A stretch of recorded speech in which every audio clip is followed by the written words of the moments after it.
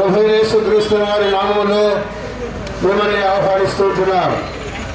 దేవుని వాక్యములో మార్క్స్ వార్త 1వ అధ్యాయం 15వ వచనంలో ఈ మాట ఇలా రాసిపెట్టబడి ఉంది. కాలము సంపూర్ణమైనది, దేవుని రాజ్యము సమీపించినది, మారు మనసు పొంది సువార్తను నమ్ముడి అని ప్రభువైన యేసుక్రీస్తు వారు సెలవిస్తూ ఉంటున్నారు. ఇది స్వయాన ప్రభువైన యేసుక్రీస్తు వారి ఈ యొక్క స్వార్థమాన్ని ప్రకటించినాడు. అయినా కాలము సంపూర్ణమైనది మనం గమనిస్తున్నాం. పేపర్లలో మనం చూస్తున్నాం, టీవీలలో మనం చూస్తున్నాం. అందరూ అంటా ఉన్నారు అయిపోయింది కాలం పని, ఇంకా మరి కాలం అయిపోయి యుగాంతం వచ్చేస్తుంది, తర్వాత తొందరగా ఇంకొక లోకం వస్తుంది. ఈ మాటలన్నీ మనం వింటా ఉన్నాం. అందుకని దానికి సూచనగా అక్కడక్కడ కరువులు వచ్చినాయి, భూకంపాలు వస్తా ఉన్నాయి, అనేకమైనటువంటి రోగములు సంభవిస్తున్నాయి, ఆకాశంలో సూచనలు కనపడతా ఉన్నాయి. ఇవన్నీ గమనించినప్పుడు కాలము అయిపోతా ఉంది అని మనం అనుకుంటా ఉన్నాం.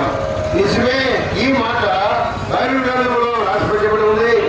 కాలము సంపూర్ణమైనది. ఆ తర్వాత ఏమవుతుంది? దేవుని రాజ్యము సమీపించింది. మరి ఇప్పుడు ఎవరు రాజ్యంలో ఉన్నాం మనం అంటే, మరి మానవులు పరిపాలించే రాజ్యంలో ఉన్నాం. మానవులు పరిపాలించే రాజ్యములు అస్తవ్యస్తగా ఉన్నాయి. మానవులు పరిపాలించే రాజ్యం అస్తవ్యస్తగా ఉన్నాయి. ఆళ్ళగా మరి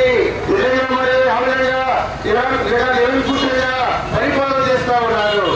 అయినా ధనం కొరకు, అదే మరి హోదా కొరకు, అదే పేరు ప్రతిష్ట కొరకు ఈ లోకంలో మరి ఆ విధంగా పరిపాలన జరిగించబడతా ఉంది.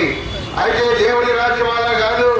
ఎలాంటి స్వచ్ఛమైన రాజ్యం, అది పరిశుద్ధమైన రాజ్యం, అది యుగముల వరకు ఉండే రాజ్యం, అది తరతరములు ఉండే రాజ్యం, అది నాశనము కాని రాజ్యం. ఆ రాజ్యము పరిశుద్ధమైనదండి. భూలోకములోని రాజ్యాలు అపవిత్రపరచబడ్డాయి. మానవుల కార్యాలను బట్టి మానవుల ఈ లోకంలో లేక ఈ రాజ్యాలలో అపవిత్రత, చెడుతనం అవిగా చోటు చేసుకుని ఇక్కడ చెడుతనంలో